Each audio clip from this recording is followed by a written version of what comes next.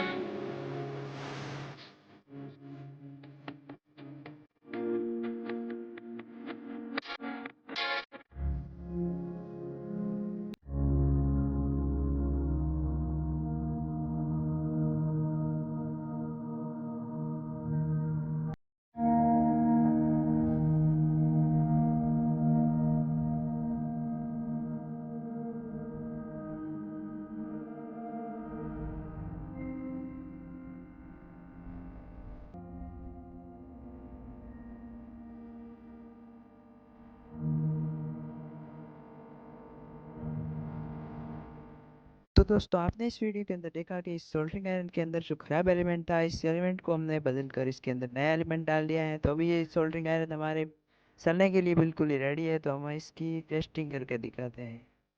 तो दोस्तों इस सोल्डरिंग आयरन के अंदर मैंने डाल दिया है 220 वोल्ट एसी वोल्टेज। तो सोल्डरिंग आयरन धीरे धीरे गर्म होना स्टार्ट हो गया है।